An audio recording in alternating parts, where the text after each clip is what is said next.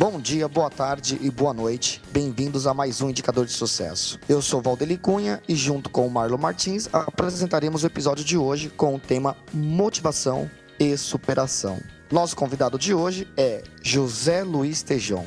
Hoje ele é doutor em Ciências da Educação, mestre em Arte e Cultura pela Universidade Mackenzie, professor de pós-graduação e coordenador acadêmico da FGV Company de São Paulo. Professor convidado de diversas universidades brasileiras e do exterior. Ele especializou-se em agrobusiness pela Universidade de Harvard Business School de Boston e em marketing pela Pace University de Nova York. Autor de diversos livros, entre eles O Código de Superação, A Grande Virada, Marketing Agronegócio e O Beijo na Realidade. Seja bem-vindo, Tejon. Aqui nós temos a filosofia de dividir conhecimento e é uma grande honra tê-lo conosco para dividir as suas experiências. Prazer é mútuo, prazer meu também. Tejon, você é considerado um homem de sucesso, certo? Dentro dos padrões aí contemporâneos, diria que sim. Então você está no lugar certo, indicadores de sucesso. Ótimo, muito bom. Também queria agradecer pela sua presença, seja bem-vindo ao nosso podcast. Um prazer, vamos tratar aí desse tema aí que todo mundo deseja hoje em dia, o tal do sucesso, né? Exato. Bom, Tejon, gostaria que fizesse para nós e nossos ouvintes uma definição sobre o tema de hoje, que é motivação e superação. A superação é a capacidade de você criar valor a partir da sua própria vida, independente das circunstâncias que o cercam. Ou seja, você supera quando você cria algo, você cria valores, seja qual for a circunstância que o envolve, uma circunstância muito agradável ou totalmente desagradável, mas você consegue criar valores em qualquer ambiente a partir da sua própria vida. Esses valores significando sempre uma visão evolutiva da espécie humana, ou seja, algo que crie benefício, algo que seja para o bem e com poder estético, né? Poder da beleza, do belo. A superação, para mim, é isso aí. E motivação é a força, a vontade de querer fazer isso. A decisão íntima de querer fazer isso, nesse sentido. E todo mundo está motivado. Você pode estar motivado para não fazer nada também, é uma motivação. Então, a motivação vai depender de onde você bota o rumo, o foco, né? Então, motivação para a superação é a vontade de exercer essa construção de valor a partir de qualquer circunstância da sua vida. E, Tejon, qual foi o maior exemplo de motivação que você já observou na sua carreira? Bom, na carreira profissional, diversos momentos de superação em empresas, em situações, às vezes, que a gente passava situações difíceis, situações vividas, como no próprio jornal Estado de São Paulo, quando vivemos ali um momento de um turnaround muito grande, em 2003, 2004, em que o grupo precisou fazer uma grande virada, né, de resultados, de reprogramação, de orçamento base zero. Foi uma superação profissional muito marcante, do ponto de vista empresarial, né?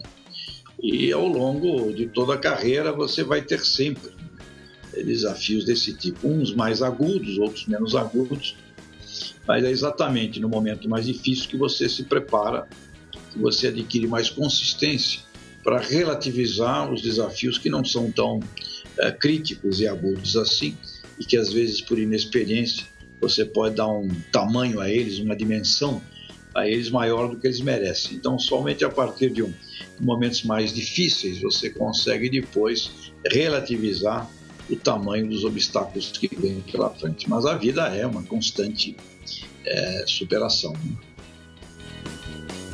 Tejon, você tem uma história de vida assim fascinante, né? Qual foi a maior superação de sua vida e qual a maior lição aprendida? São várias fases, eu diria, de experiências de superação. A primeira da infância, quando eu tive um acidente grave, uma queimadura, aos 4 anos de idade, e eu passei ali 12 anos praticamente semi-internado em hospitais. Então esta fase dos meus 3, 4 anos de idade até os meus 14, 15 anos de idade aproximadamente, foi uma fase de superação grande com relação ao acidente, com relação a todos os traumas vivenciados ali. Depois dos 15, 16 anos, até os 22, 23, quando já na juventude, foi uma outra fase de superação diferente, onde eu tive muito apoio da música. A música me permitiu a capacidade de criar. E a partir da criação, eu vi que era possível você, exatamente como eu disse, sobre a superação, criar valores a partir de qualquer circunstância.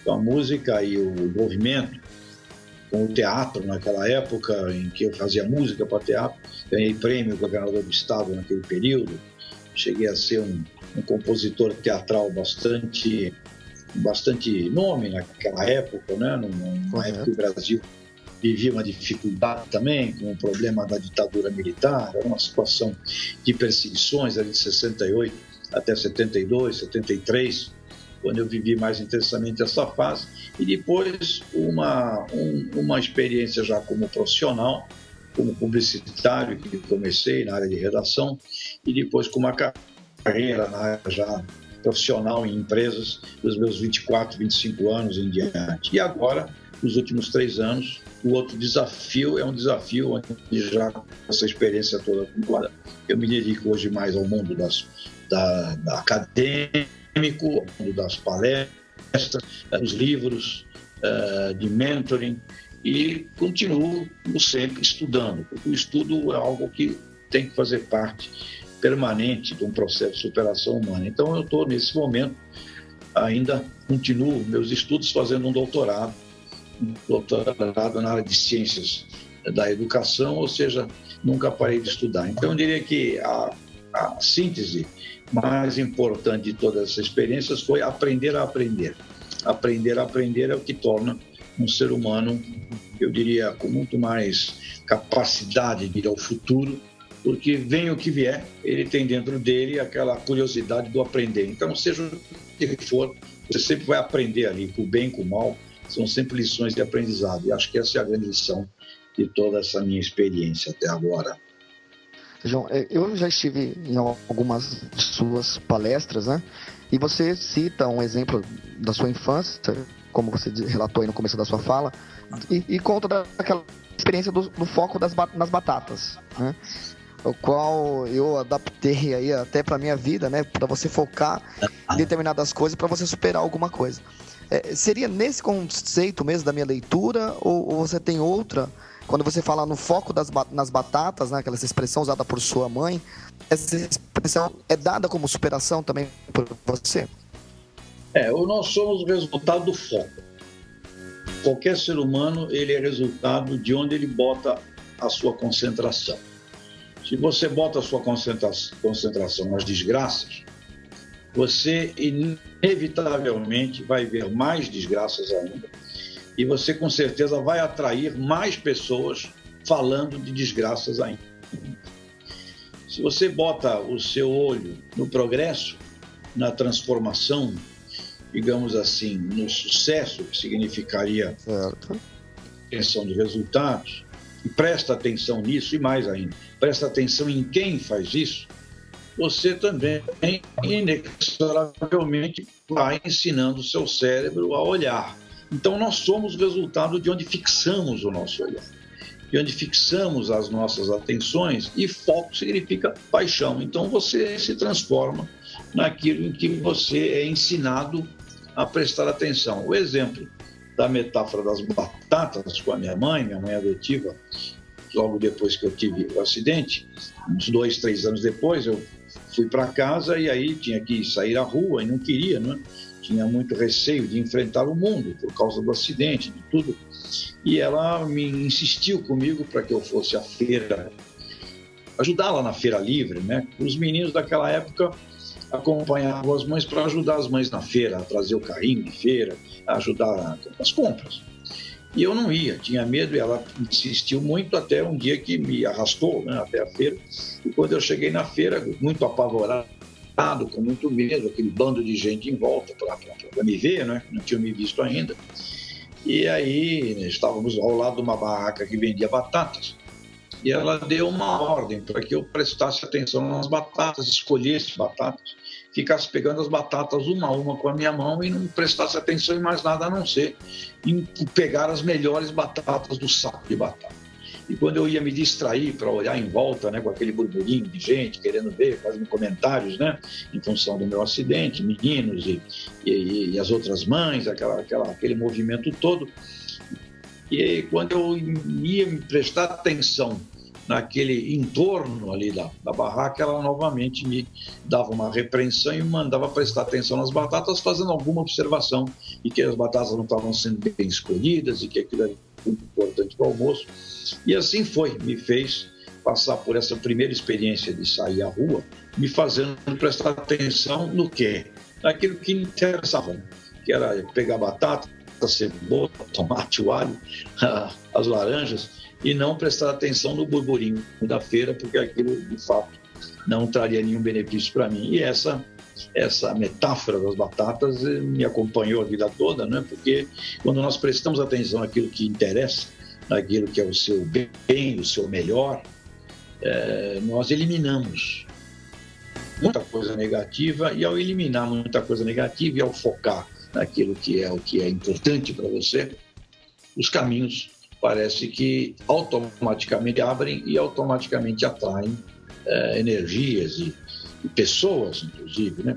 Pessoas afinadas com esse olhar. E aí a vida vai embora e, independente de você planejar ou não planejar, se você prestar atenção naquilo que é importante e que contribui, que é útil, né? A vida por si só se encaminha de abrir portas que você não conseguia imaginar. Então, o foco nas batatas é o foco no seu melhor, o foco no que tem que ser feito, o foco no que interessa e não o foco no pior, o foco no que não tem que ser feito, o foco naquilo que não interessa. Essa é a grande lição do foco das batatas. Nas batatas, perfeitamente, Tejão.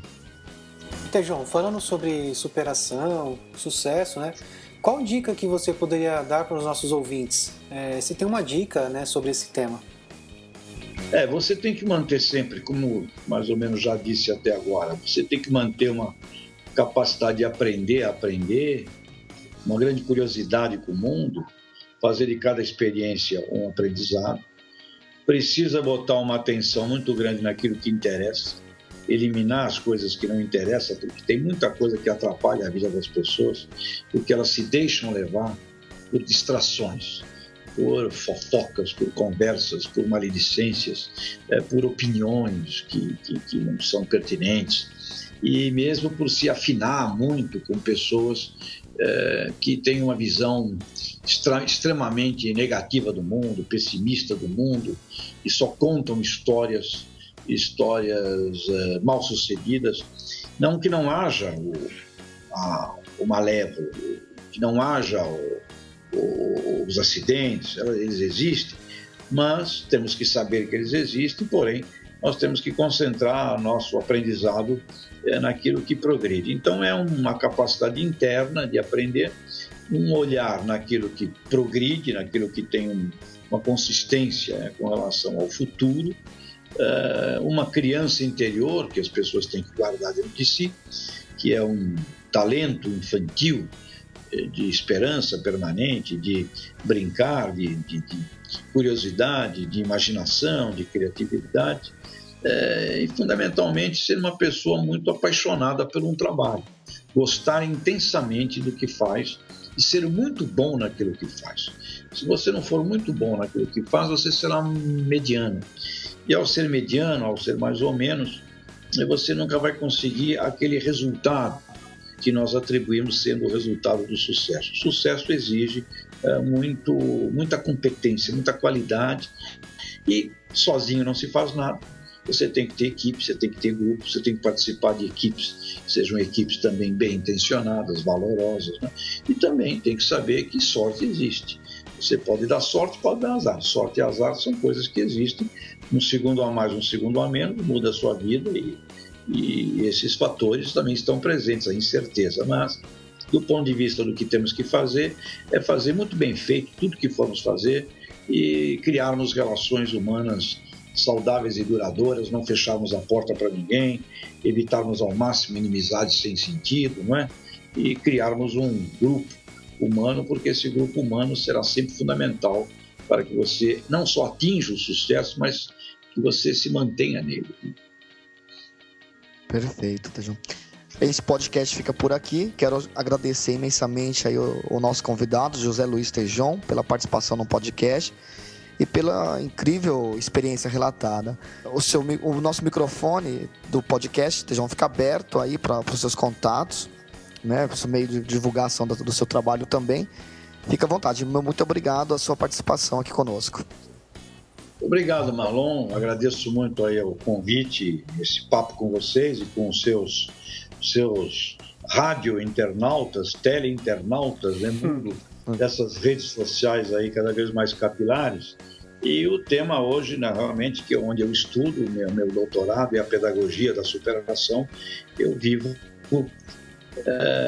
estudando cada vez mais profundamente essa arte humana de ser muito melhor do que pensa que poderia ser, porque nós temos uma capacidade de sermos muito melhores do que muitas vezes nosso cérebro imagina ou que os outros possam dizer e nós acreditarmos nisso. O ser humano tem uma capacidade imensa de superação, é só uma questão de se testar e de se abrir para isso. Então, minhas palestras, meus livros ficam à disposição de vocês e sucesso e parabéns aí ao Valdeli, a você, Marlon, com Indicadores de Sucesso Podcast. Muito obrigado, Tejão. Foi um prazer ter você com a gente nesse episódio do Indicadores de Sucesso. Obrigado, Marlon, por mais essa gravação e até breve. Obrigado a você, Valdeli, pela parceria de sempre. E até o próximo episódio. Obrigado, um abraço. Obrigado. Sucesso. Falou, tchau. Tchau, tchau.